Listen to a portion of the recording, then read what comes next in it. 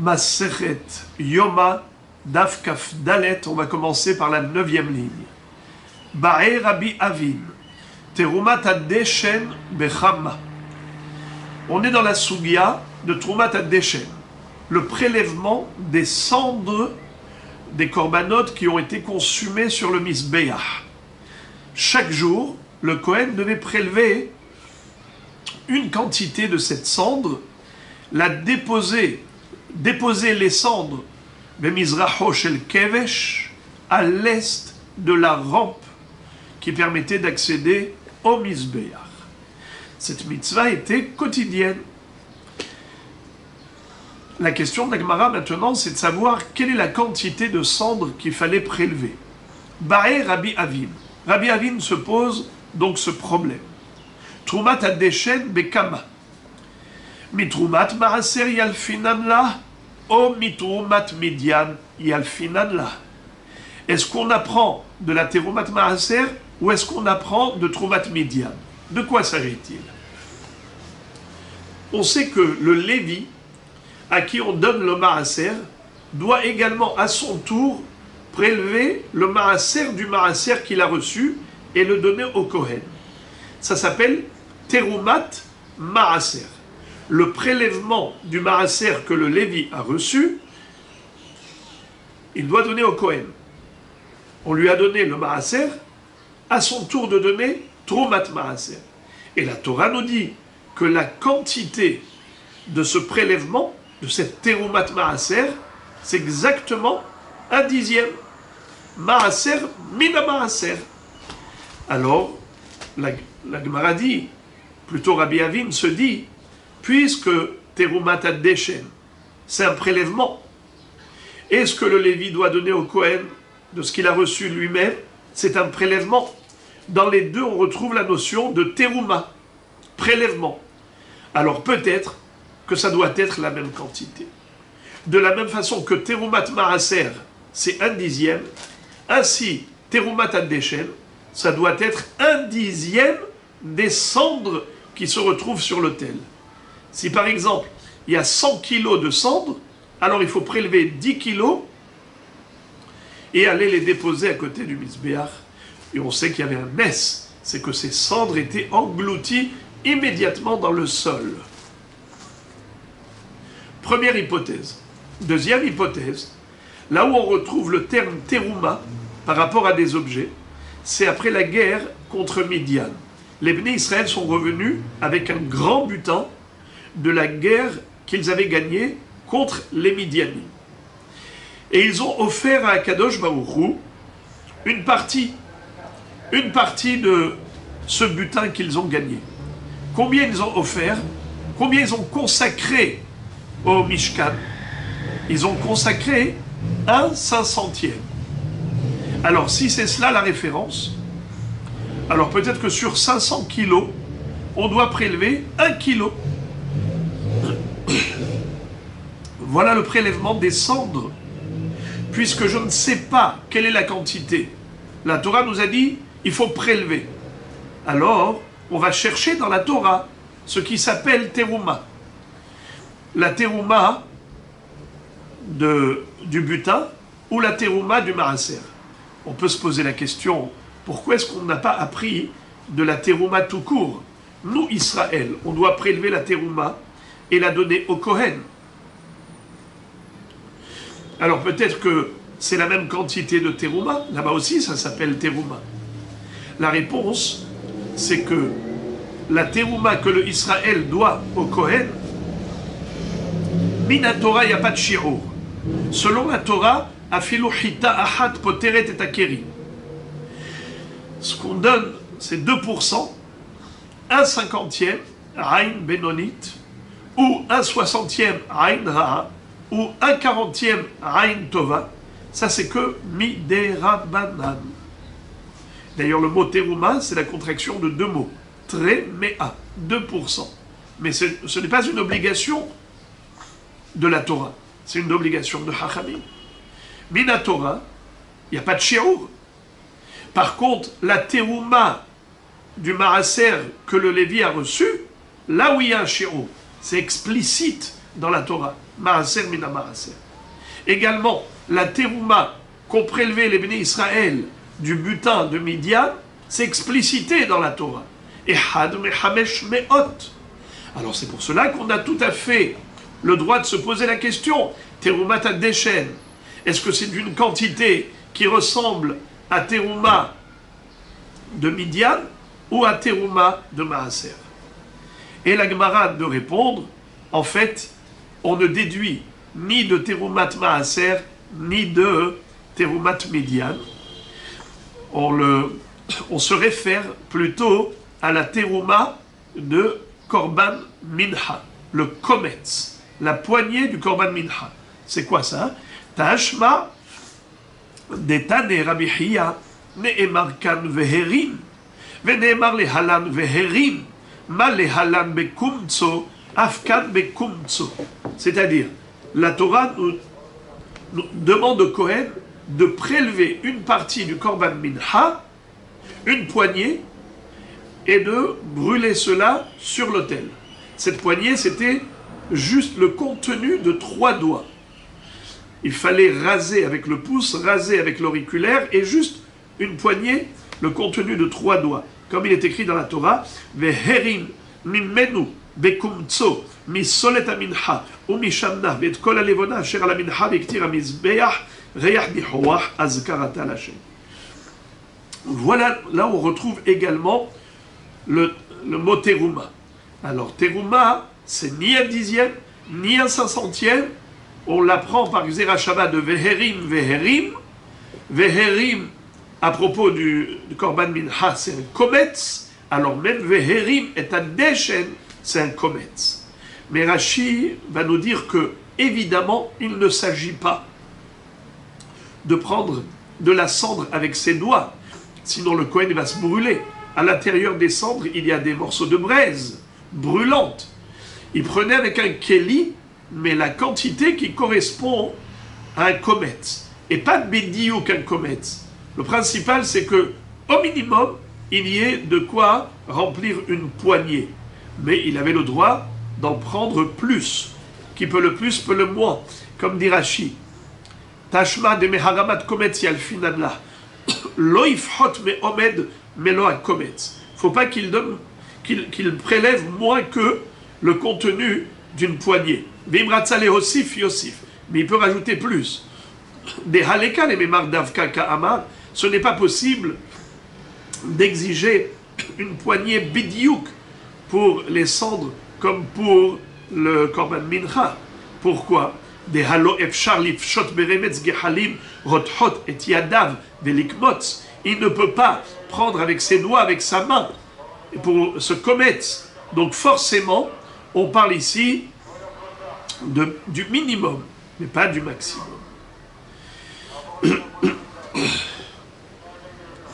Amarav arba avodot zar hayab alehem mita. Maintenant, la Gemara va traiter toujours du sujet de Troumat ad-Deshen. On va voir ici une mahloket entre Rav et Lévi à propos de Troumat ad-Deshen. On a une règle. Zar she'avad hayav mita. Un homme qui n'est pas Kohen. Un zar, il est soit Lévi, soit Israël, n'a pas le droit d'officier dans le Saint-Temple pour le culte sacrificiel. Les korbanot, ce sont des avodot qui doivent être opérés par les Kohanim. Quel est le din si un zar avad? Rav nous dit qu'il y a hiyuv mita. Comme il est écrit Ve'azar à karev yomat, ça a été dit par rapport à 4 avodot. Lesquels? Lisons. Amarav arba avodot zar hayav alehem. Zar hayav alehem mita. Zerika, l'aspersion du sang des korbanot sur les angles du misbéach. Haktara, la combustion des graisses et des membres sur le misbéach. Venissou hamaim, la libation de l'eau pendant les 7 jours de Sukkot. Venissou hayain, et la libation du vin tous les jours. Quand on sacrifiait les korbanot, c'était accompagné de libation de vin. Ces 4 avodot ça doit être fait par les korbanot. Si ça a été fait par un zar, il est hayav mita. Rachid de dire qu'en réalité, il n'y a pas que ces avodot pour lesquels il y a Issour. Toutes les avodot qui incombent au Kohanim, il y a Issour formel pour les zarim, pour les étrangers de les faire.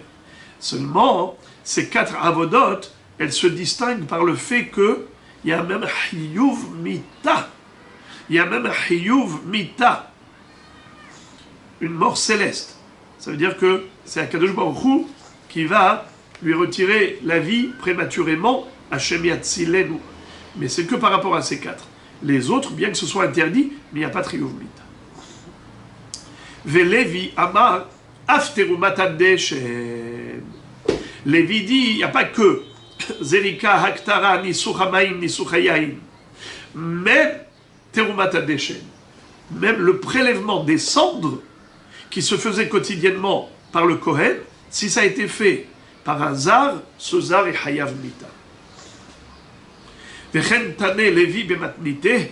Lévi lui-même, il enseignait une baraïta qui soutenait sa thèse en disant Afterumat Adeshem. Dans sa baraïta, il avait une version selon laquelle, en effet, ces 5 avodot rendent le zar passible de mort, d'une mort céleste, si il les a effectués. Répétons, Zerika, Haktara, Nisuchamaim, Nisuchayaim, Terumat Adeshem. La Gemara d'abord va chercher à comprendre la raison de Rav. Pourquoi pour lui, pour Rav, il n'y a pas de hiyuv mita si un zar a fait terumat adeshem. Réponse. Dirtiv ve'ata ubanecha itecha tishmeru et kehunatrem lechol devar hamizbeach ulmi bet la parochet va'avadtem avodat matana eten et kehunatrem ve'hazar akarev yumat avodat matana ve'lo avodat siluk va'avadtem avoda tama, velo avoda, sheyesh achareha avoda. Ce pasouk est fondamental. On va le traduire, Azrat Hashem, mais il faut bien retenir chaque phrase, car chaque phrase dans ce pasouk est importante pour comprendre la mahloket entre Rav et Lévi. D'ailleurs, ça va être très subtil.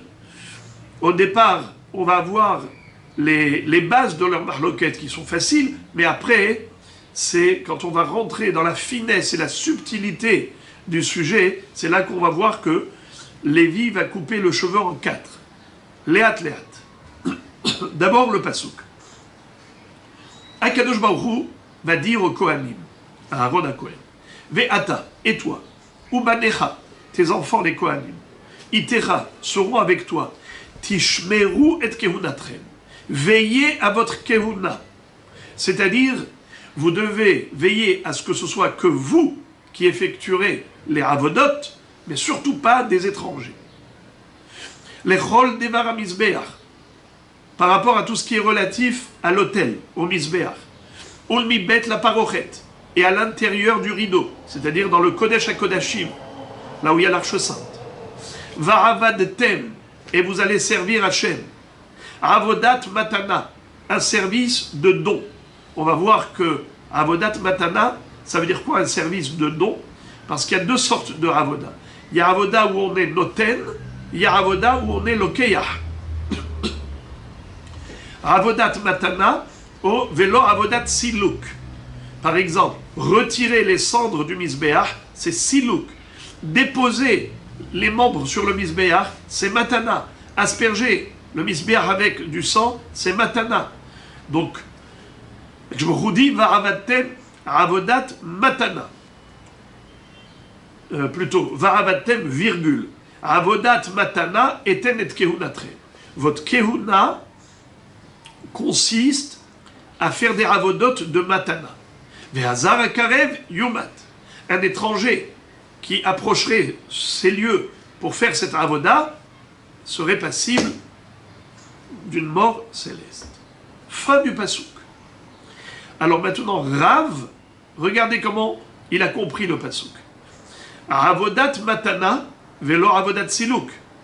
Va'avatem avodat tama velo avoda sheyesh acharea avoda.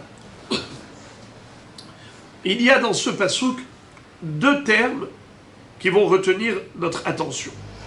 Va'avatem.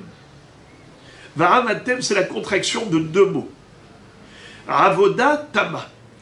Il s'agit d'un service qui est le service de conclusion, de clôture, qui est l'étape finale du travail effectué. Par exemple, nous avons Zrikat Adam, Shrita, Kabbalat Adam, Rolachat Adam, Zrikat Adam. Après la Shrita, il y a le recueillement du sang, il y a le transport du Keli avec le sang, et il y a l'aspersion du sang. Qu'est-ce qui s'appelle Avodat Tamma? La fin du travail, la phase finale, c'est l'aspersion du sang. Là, on a terminé avec le sang. Mais depuis la Shrita jusqu'à la Zrika, Shrita, surtout Kabbalat Adam et Holachat Adam, bien que ça doit se faire par un Kohen, mais si c'est un Zar qui l'a fait, bien qu'il est en infraction, il n'est pas Hayav Mita, car ce n'est pas Avodat Tamma, ce n'est pas Tamma, ce n'est pas la fin. Puisque ce n'est pas la phase finale du travail, alors il n'est pas Hayav Mita. Car on l'apprend de Va'avadtem Avoda Tamma. Mais également, qu'est-ce qu'on déduit de Avodat Matana? Avodat Matana, un service où vous donnez, où vous mettez, vous déposez sur l'autel. Alors, par exemple, Zrikat Adam, vous aspergez le sang. Vous déposez les membres sur le Misbéach, eh bien, c'est vous qui mettez. Par contre, Troumat Ad-Deshem, extraire les cendres de sur l'autel, retirer les cendres de sur le Misbéach, ça c'est Avodat Silouk. C'est un travail d'extraction et non pas de dépôt. Quand est-ce que le Zar est Hayav Mita ve'azar akared yumaat?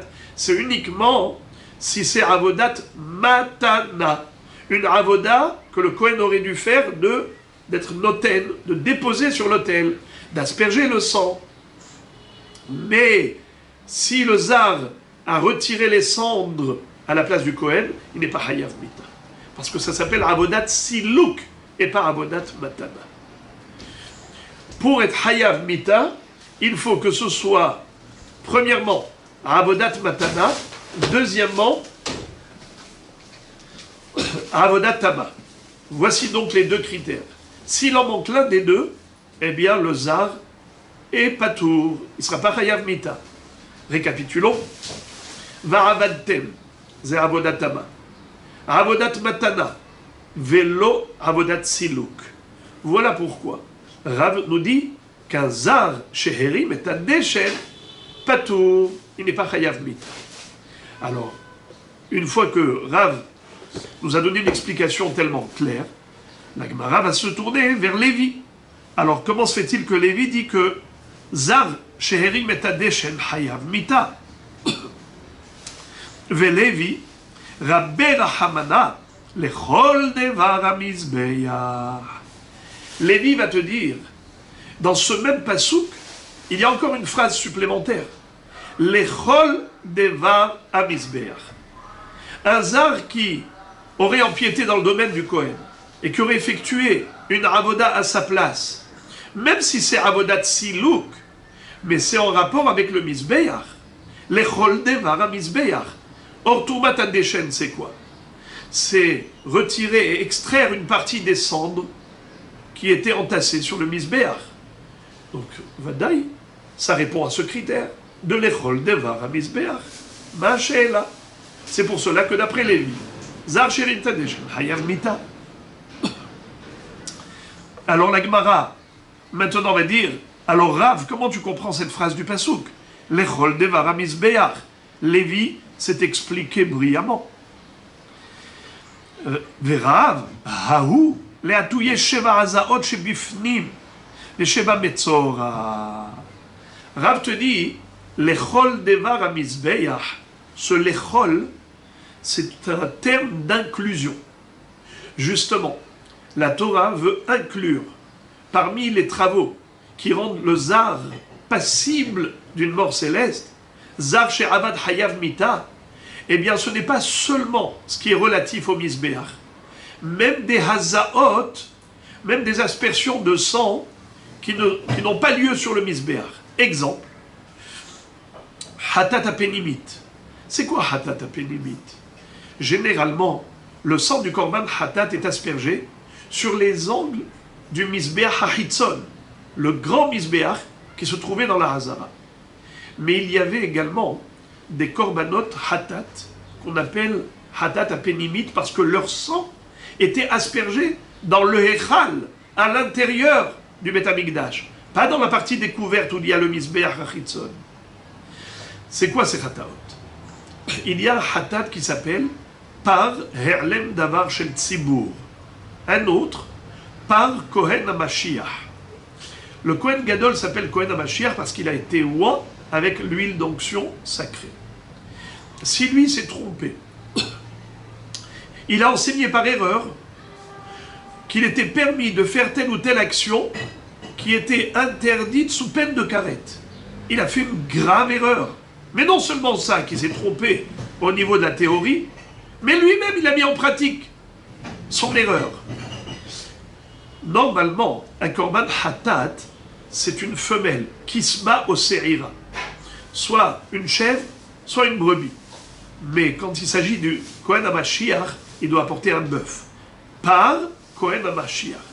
Et en plus, différemment du korban hatat classique, dont le sang est aspergé sur le misbéach hachitzon, le sang du par Kohen HaMashiach, il est aspergé à l'intérieur, et tout de suite on va voir où bédiouk à l'intérieur. Par Herlem Davar Shel Tzibur, c'est lorsque la majorité du Tzibur a commis également une faute par inadvertance qui était passible de karet. Cette même faute, si on l'avait faite Bémézid, on serait chayav karet, eux l'ont fait Béchogeg. Et pourquoi ils n'apportent pas Kisba au Seira? Pourquoi ils apportent un par? Parce qu'ils ont été induits en erreur par le Sanhedrin. Qui leur ont dit c'était permis de faire ça, de manger cette graisse. Il s'avère que cette graisse, c'est pas du Shuman, c'est du Helev, qu'on est assourd de manger sous peine de karet. Alors, ils doivent apporter par Herlem Davar Shel Tzibur. Également, le sang de ce par n'était pas aspergé sur Mizbeach HaChitzon, mais bifnim dans le Echad. Metzora, quel rapport avec le Metzora et les Hazaot? On sait que le Metzora, le lépreux, une fois qu'il a guéri, il devait procéder à toutes sortes de korbanot, mais également, il devait apporter log shemen. Le Kohen allait prendre de cette huile et il allait asperger 7 fois sur la parochet. En face de la parochet, c'est-à-dire dans le Hechal, juste devant le Kodesh HaKodashim. Alors, qu'est-ce que nous dit Rav? Rav nous dit que toutes ces hazaot, de par Kohen HaMashiach, de par Herlem Davar Shel Tzibur, du Metzora, toutes ces hazaot, elles doivent être effectuées par un Kohen. Si c'est le zar, l'étranger, qui les a faites, eh bien, il serait Hayav Mita Bidei Shammai.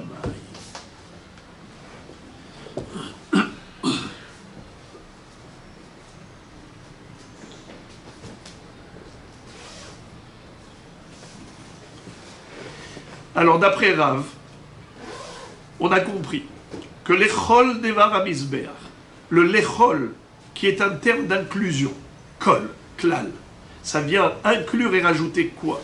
Ça vient rajouter même ces hazaot, qui n'ont pas lieu sur le mizbeach.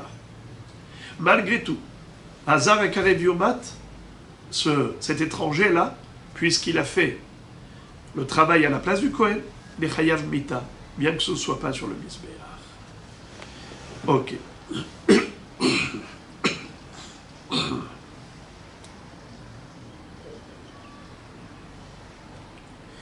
Vélévi. Nafkale mid devar vechol devar. La Gemara maintenant se tourne vers Lévi. Lévi, est-ce qu'il n'est pas d'accord avec Rav pour dire que un zar qui aurait fait toutes ces aspersions, bifnim, est-ce qu'il serait Béhémet Patour d'après lui? Évidemment que non. Alors d'où il le sait? La Gemara répond très joliment, elle dit que Vechol Ulchol devar hamizbeach, pour Lévi, il y a là deux inclusions. Le mot davar, devar hamizbeach, et le mot lechol. Eh bien voilà, on a deux sources. L'une pour Trumat HaDeshen et l'autre pour les Hazaot Shebifni. Alors, la Gemara maintenant va poser la question à Rav.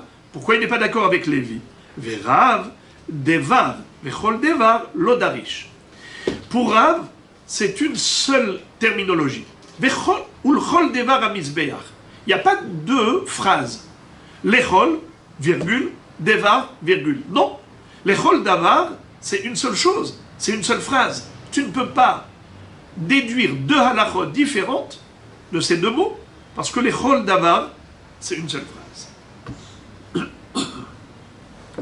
Et maintenant, la Gemara pose une question qui nous renvoie aux 13 codes de la Torah. Ve'ima lechol devar hamizbeach, klal, avodat matana, prat, klal ou prat, en baklal, elama sheba prat, avodat matana in, avodat siluk, lo. Cette question, c'est une objection qu'on va adresser à Lévi. Lévi, qu'est-ce qu'il nous a dit? Que même pour Trumat HaDeshen, le prélèvement des cendres qui étaient entassées sur le Mizbeach, si c'est un zar qui a effectué ce travail à la place du Kohen, il est chayav mita. La Gemara dit, mais comment il peut dire une chose pareille?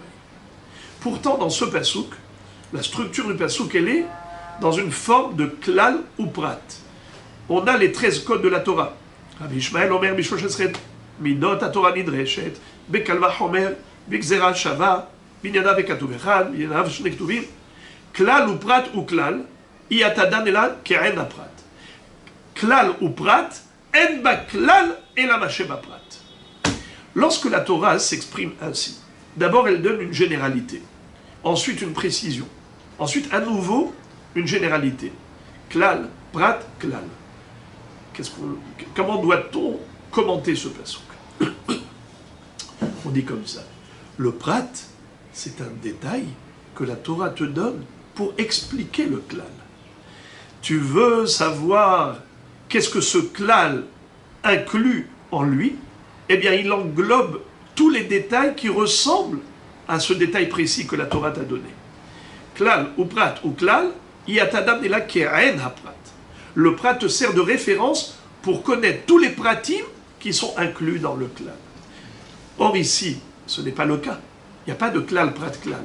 Il y a juste un klal et un prat. Comment doit-on interpréter cette phrase? Eh bien, en ba klal ela ma sheba prat. La Torah, quand elle t'a écrit ce prat, ce détail, c'est pour te donner l'explication du klal. Alors maintenant, lisons le pasuk. Lechol devar hamizbeach, ulmibet la parochet, va'avadtem, avodat matana, eten et keudatrem, ve'azar akarev yomat. Lechol devar hamizbeach, c'est un klal. Va'avadtem, avodat matana, c'est un prat. Donc dafka avodat matana, et pas avodat siluk. C'est-à-dire uniquement des travaux qui consistent à déposer quelque chose, tel que le sang sur les angles du misbéar, tel que l'holocauste, les membres des corbanotes, les graisses des corbanotes, tout cela on allait déposer sur l'autel. Ça s'appelle matana, avodat matana. Et non pas avodat siluk, et non pas un travail de retrait, d'extraction. Quand on va prélever les cendres du misbéar, c'est pour quoi faire? C'est pour justement les retirer du misbéar et les déposer à l'est du Kevesh, comme on a déjà raconté le nes qu'il y avait au quotidien, lorsque le Kohen déposait ses cendres là-bas, Bemizraho shel Kevesh, ces cendres étaient englouties immédiatement. Ça s'appelle Avodat Matana ou ça s'appelle Avodat Siluk? Évidemment, ça s'appelle Avodat Siluk. Comment tu peux dire qu'il est Chayav Mita? Mais Ve'azar Akarev Yumat qui est écrit dans ce passouk, c'est écrit que par rapport à Avodat Matana et par Avodat Siluk.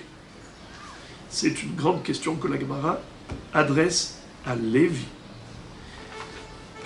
lequel répondra Amarkra Ulmi bet la parochet Va'avadtem El mi bet la parochet hu de avodat matana velo avodat siluk.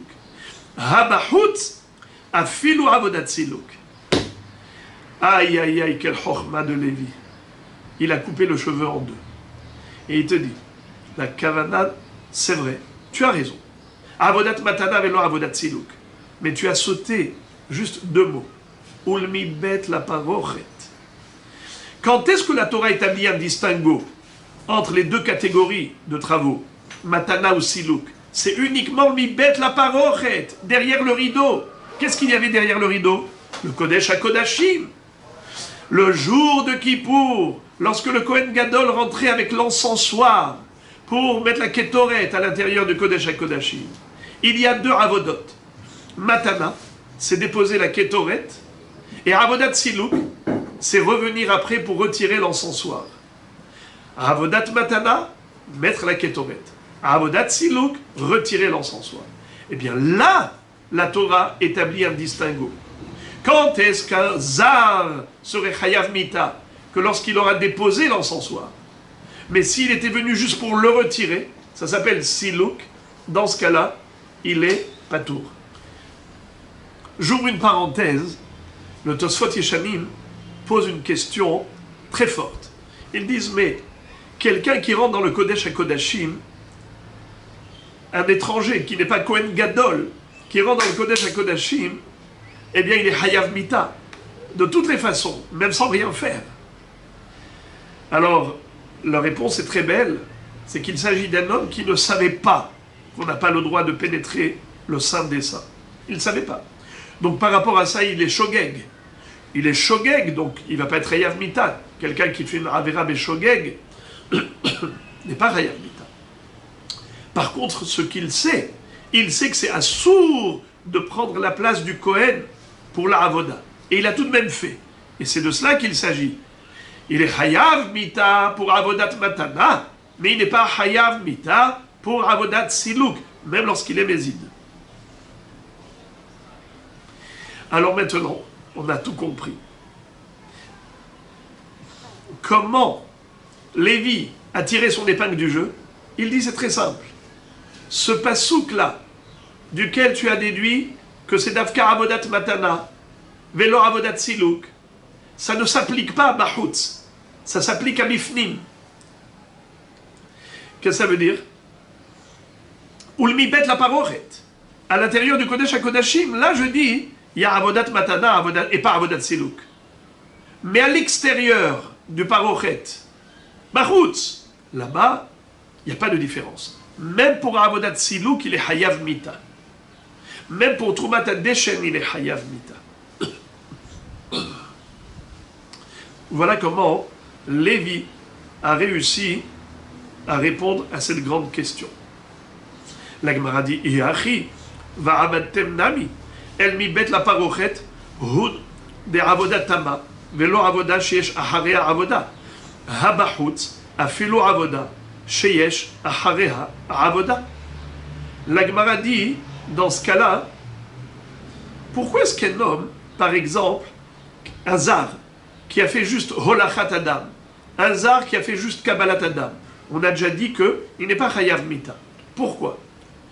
Parce que ce sont des avodot qui ne sont pas la finalité de l'action. Ce ne sont pas des avodot qui sont la dernière étape. Ce sont des étapes intermédiaires. Après la shrita, on va réceptionner le sang, kabbalat adam.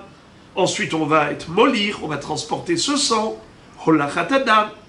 Eh bien, puisque c'est une avoda, sheyesh ahareha avoda, c'est un travail qui sera suivi par un autre travail. En d'autres termes, ce ne sont que des étapes intermédiaires et ce n'est pas l'étape finale du service, de l'opération. Alors, il n'y a pas de chiyuv mita. Le chiyuv mita, c'est que va'avadtem, avoda tamma, tam, venishlam, que dans ce qui est la finalité de l'action. Mais tant qu'on n'a pas atteint la finition, il n'y a pas de chiyuv mita. Pourquoi tu dis ça? Tu aurais pu dire, ce distinguo, il faut l'établir que mi bet la parochet, mais pas mi chutz la parochet. Tu devrais dire que De la même façon que Avodat Matana, tu as dit que ça ne s'applique qu'à l'intérieur, mi bet la parochet, mais pas à l'extérieur. Eh bien, dis la même chose pour Varavatem. On a deux verbes, Varavatem, Avodat Tama. Et on a un autre terme, Avodat Matana. Qu'est-ce qu'on a appris? Avodat Matana velo Avodat Siluk. Varavatem, Avodat Tama velo Avoda sheyesh ahareha avoda. Donc il y a ici deux critères. De la même façon que le critère Matana velo Siluk, tu ne l'appliques qu'à l'intérieur du Kodesh HaKodashim, mais à l'extérieur du Kodesh HaKodashim, tu dis qu'il n'y a pas de différence. C'est pour cela d'ailleurs que Lévi va te dire Troumat HaDeshen, Hazar qui a fait Troumat HaDeshen, il est Hayav Mita, même si c'est Siluk, parce que c'est Michutz, Mi-Bet la Parochet. Alors tu devrais dire la même chose pour tout, même ce qui est Avoda, Sheyesh Ahareha Avoda, même un travail qui n'est qu'une phase intermédiaire, ça devrait entraîner Hiyuv Mita. Et donc, un Zar qui va faire Kabbalat Adam, un Zar qui va faire Holachat Adam, même s'il n'a pas fait Zrikat Adam, qui est l'étape finale, l'aspersion du sang, il devrait être Hayav Mita, puisqu'on est Bahutz. Je répète dans les mots. Iachi, Varavatem, Nami, Varavatem, duquel tu as déduit, Avodatama, également tu devrais dire, El mi bet la parochet, hu de avodatama, velo avoda sheyesh ahareha avoda. À l'intérieur de la parochet, dans le Kodesh HaKodashim, c'est là-bas que j'établis le distinguo entre avodatama et avoda sheyesh ahareha avoda. Hamachut, mais à l'extérieur, afilu avoda sheyesh ahareha avoda. On devrait dire que le zar serait chayav, même pour un travail qui n'est qu'intermédiaire. Comment Lévi va répondre? Il répond Va'avatem hadar arvekra. Puisque la Torah a écrit le vav au début de Va'avatem, comme ça dit Rashi, Va'avatem hadar arve, le'inyan avodatama, shehavav mosif le'inyan rishon, aval avodat matana lo mihdar, et là mi bet la parochet dilkame, de l'octive B vav. Qu'est-ce que ça veut dire? Va'avatem, avodatama. Là, on a un vav.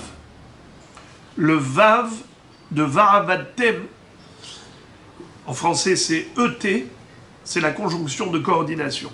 C'est pour nous dire que ce din-là de Va'avatem, avodatama, ce n'est pas seulement dans le Kodesh HaKodashim que c'est applicable, mais même Bahutz, les Chol Devar HaMizbeach qui est écrit avant, dans le sens où Ben Bahutz, Ben Bifnim, pour être Hayav Mita, il faut que ce soit Avodat Tama. Par contre, pour Avodat Matana, il n'y a pas de Vav au début de Avodat Matana. Donc il n'y a pas de conjonction de coordination.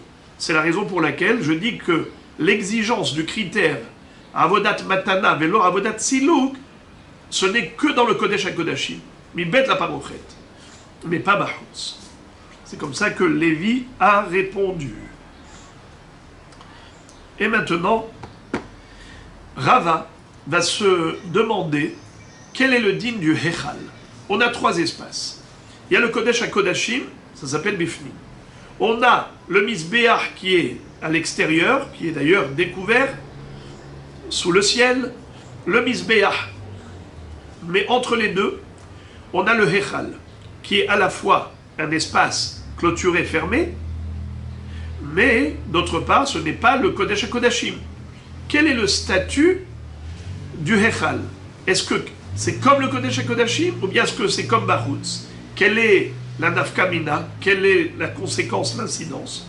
La conséquence, c'est par rapport à une avodat siluk. On a dit qu'à l'intérieur du Kodesh HaKodashim, le zar, il n'est pas tour pour avodat siluk. Quel est le din de avodat siluk dans le Hechal? Par exemple, Bae Rava. Rava se demande, avodat siluk ba Hechal, maou? Lifnim medaminadle? Oh la hutz medaminadle. Par exemple, quelqu'un qui va aller nettoyer la menorah, il va aller retirer tous les résidus, tous les restes des mèches, des godets de la menorah, du candélabre. La menorah se trouvait dans le Hechal. Dans le Hechal, il y avait la menorah, le shulchan, le misbeh hazav, le misbeh hektoret. Alors, quelqu'un qui aurait nettoyé la menorah, ça s'appelle silouk. Est-ce qu'il est chayav mita? Le zar qui aurait fait cela. Est-ce que c'est comme Bahutz ou comme Bifnim? Si c'est comme Bahutz, d'après Lévi, eh bien il devrait être Hayav Mita. Mais si c'est comme Bifnim, même d'après Lévi, il est patour. D'après Rav, la question ne se pose même pas, parce que Rav Bichlal lui dit que Troumat HaDeshen, il n'y a pas de Chiyuv Mita pour Troumat HaDeshen. Mais tout ce débat, c'est que d'après Lévi, qui lui est Mechayev Mita pour Troumat HaDeshen, Bahutz, mais pas pour Avodat Silouk Bifnim. Par exemple, celui qui va retirer l'encensoir le jour de Kippour. Si c'était un zar, il n'est pas Chayav Mita. Parce que on n'est pas tout pour Avodat Silouk dans le Kodesh HaKodashim. Mais quel est le din si le zar a nettoyé la menorah? Il a fait Avodat Silouk dans le Hechal. Est-ce que c'est comme dans le Kodesh HaKodashim et donc Patour? Ou bien est-ce que c'est comme Bahutz et donc Hayav? Hadar Pashta mi bet ul mi bet.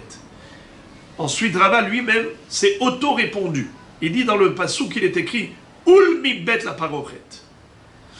Et dans le Kodesh HaKodashim, il y a Vav, Achibour, conjonction de coordination pour dire que pas seulement le Kodesh HaKodashim rend patour lorsque c'est Avodat Silouk, mais même le Hechal, celui qui fait Avodat Silouk dans le Hechal, il est patour.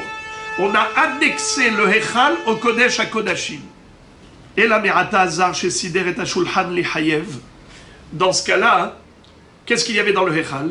Il y avait également le Shulhan. Quelqu'un qui aurait pris le Lechem Apanim et il l'a déposé sur la table. On devrait dire que cet homme-là serait Hayav Mita, puisque c'est Avodat Matana, c'est pas Avodat Silouk. La Gemara dit Ika Sidur Bazichin. Qu'est-ce que ça veut dire? Il y a une phase supplémentaire. Il ne peut pas être Hayav Mita. Parce qu'on a déjà dit que pour être Hayav Mita, il faut que ce soit Avodat Tamma. La dernière étape du travail. Or, déposer le pain sur le shulchan, ce n'est pas la phase finale. Il y a encore le dépôt des deux kelim où il y avait dedans la levona qu'on devait poser sur le shulchan à côté des deux colonnes de pain. Voilà pourquoi il serait patour ce zar qui aurait déposé le pain sur le shulchan. La Gemara dit, ok, alors Sider Bazichin, les Hayev, un zar qui aurait déposé les deux louches, les deux kelim avec la levona sur le shulchan, il devrait être Hayav puisque c'est le terminus, c'est la dernière étape de Avodat al-Lechem. La Gemara dit non. Ika Silouk vehaktara. On ne peut pas dire que déposer les deux kelim avec la levona, c'est considéré comme étant le travail final du lechem, vu que il y a encore un autre travail, lequel le Shabbat suivant, il va devoir déposer sur l'autel les baziché levona. En effet, quand il fera ce travail, qui est Avodat Tama, là il sera Hayav Mita. Mais le fait d'avoir déposé le pain, ce n'est pas l'étape finale, c'est une étape intermédiaire. Parce qu'après, le Shabbat suivant, il va devoir prendre les baziché levona et les brûler. Donc, tant qu'il n'a pas fait ça, il n'est pas Hayav Mita. Zar chez Sider et Amenora li Hayev, la Gemara maintenant pose une autre question. Si il n'a pas nettoyé la menorah, au contraire, il a déposé les godets dans la menorah, les godets en or, les nerot, il devrait être Hayav. La Gemara dit non, ça c'est une phase intermédiaire. Ikan et Nat Petila, il faut encore mettre la mèche. Alors Nathan Petila, les Hayev. Alors quand il met la mèche, est-ce qu'il devrait être Hayav? Non. Pourquoi? C'est une phase intermédiaire. Ikan et Nat Shemen, il faut verser l'huile dans les godets. Alors Nathan Shemen les Hayav, quand il a mis de l'huile, il devrait être hayav? Non, parce qu'il faut encore hadlaka, il faut allumer. Donc c'est pas la phase finale. Alors hidlik les hayev. Alors quand il est madlik, est-ce qu'il devrait être hayav? La Gemara dit non. Étonnant, pourquoi? Hadlaka, lav avodahi. La hadlaka, c'est pas un vrai travail. Alors les mefarshim se cassent les dents pour savoir pourquoi tu dis que l'allumage de la menorah, ce n'est pas une avoda. Alors certains veulent dire que le feu, c'est pas palpable. Le Meiri dit c'est pas palpable. Le Tosfot Yeshanim disent parce que le feu, il monte tout seul, c'est-à-dire la flamme, elle monte toute seule. Mais Alotra est un érot, j'étais à Shalhevet Olam et Eleha. D'autres veulent dire, c'est Rabbeinu Peretz, il dit que la menorah, ce n'est pas un travail que Akadosh Baruch Hu avait prévu initialement. Il a donné cette mitzvah d'Amenorah que pour consoler Aharon lorsqu'il était démoralisé, quand il avait vu que les Si'im avaient offert un korban inaugural, puisque lui n'avait pas participé à Hanoukat HaMishkan, alors que Baruch Hu lui a donné cette mitzvah de la menorah. Mais dans l'absolu, ce n'était pas une avoda, comme le culte sacrificiel qui avait été donné d'emblée depuis le début. Alors la Gemara dit, Vélo, ah bon, tu me dis que l'allumage de la menorah, ce n'est pas une avoda, pourtant, Ve'atanya venatenu bene Aharon HaKohen, esh ala mizbeach, ve'arechu etzim ala esh, limed ala tzalat aliyata, shelotehe, el avekohen kasher ou mikle sharet. La Gemara dit, mais comment tu me dis que l'allumage n'est pas une avoda, pourtant il est écrit que ceux qui devaient allumer le bûcher qui était sur le mizbeach, il le faisait en allumant les petits brindilles qu'on appelait aliyata. Alia, c'est une queue. Eh bien, les petits brindilles de bois, c'était comme des queues de bois. Et c'était ça qui permettait d'allumer ensuite les bûches, parce qu'on ne peut pas allumer directement des grosses bûches. Et ça devait se faire par un kohen kasher qui était habillé avec ses 4 vêtements. Sous-entendu que c'est une avoda. Alors comment tu me dis que l'allumage de la menorah, c'est pas une avoda? La Gemara dit qu'il y a une différence. Hatsatat aliyata avodai. Hadlaka lav avodai. Allumer le bûcher du misbéach pour brûler les corbanotes, ça c'est une avoda. Mais l'allumage de la menorah, en soi, ce n'est pas considéré une avoda gemora, une avoda shlema, pour les raisons qu'on a expliquées tout à l'heure. Et la me'atazar chez Sider et Tamaracha lichyav. Alors dans ce cas-là, si tu me dis que la ma'aracha, l'allumage de la ma'aracha, oui c'est une avoda, maintenant je te pose une question. Quelqu'un qui va établir le bûcher du misbéach, il devrait être hayav. Pourquoi Rav, quand il avait dit qu'il n'y avait que 4 avodot, Zrika, Haktara, Nisuchamain, Nisuchayain, on est hayav mita là-dessus. Zar, Sha'asa, hayav mita. Lévi a rajouté Troumat Adbeshem. Mais personne n'a dit qu'en établissant le bûcher, le brasier sur l'autel, il serait hayav mita. Et pourquoi pas? Pourtant c'est une avoda. Et la Meratazar chez Sider Tamaracha Lihiyav, la Gemara dit, parce que ce n'est pas l'étape finale. Ika Sidur Shne Gezire Etzim. Il faut mettre les 2 bûches de bois. Alors la Gemara dit, Sider Shne Gezire Etzim Lihiyav. Alors celui qui va déposer les 2 bûches de bois, qu'il soit Hayav. La Gemara répond, Ika Sidura Evarim. Non, ce n'est pas la phase finale, parce qu'il faut encore mettre les membres à brûler sur l'autel. Et les membres à brûler sur l'autel, on l'a déjà dit, que c'est Haktara, il est Hayav Mita, évidemment. La Gemara dit, Amar Rabbi Yassi, Amar Rabbi Yochanan, Zar Sider Shnegzira Etzim Hayav. Pourtant, Rabbi Yochanan, il est Cholek sur Rav, et il dit qu'il n'y a pas que Zrika, Haktara, ni Sochamaim, ni Sochayaim. Il y a aussi Sidur Shnegzira Etzim. Comment ça se fait que Rabbi Yochanan dit qu'il est Hayav Mita? Pourtant, c'est une phase intermédiaire, ce n'est pas une phase finale. La Gemara explique la mahloket entre Rabbi et Rabbi Yochanan ainsi. Beha pligé. Mor savar avodatamai ou mor savar lav avodatamai. Rabbi Yochanan te dit, au niveau du travail du bois, c'est terminé. Après, quand il va mettre la viande, il va mettre les graisses, ça c'est déjà une nouvelle opération. Mais au niveau de Gezireh Etzim, il a terminé le travail du bûcher. Et de ce fait, il est Hayav Mita. Mais Rav dit que non, tout ça ce n'est qu'une une préparation pour le korban.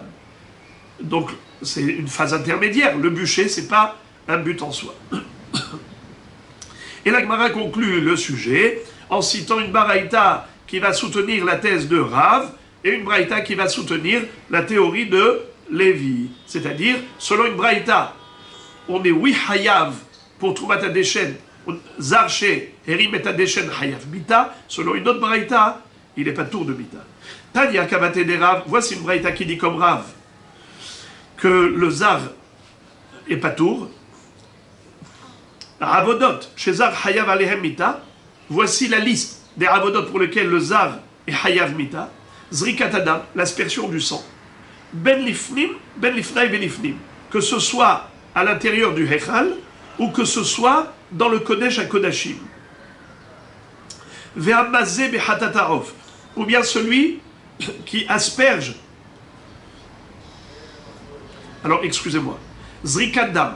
Zrikadam, c'est l'aspersion sur le grand Mizbeach. Également, Ben Lifnim. Aussi, Zrikadam dans le Hechal. Ben Lifnai Ben Lifnim, Zrikadam dans le Kodesh à Kodashim. Puisque le jour de Kippour, il allait asperger, même dans le Kodesh à Kodashim, devant la Ron à Kodesh, sur la Parochet, en étant dans le Hechal. Eh bien, pour toutes ces aspersions, il y a un Chiyuv Mita si ça a été fait par le Zar.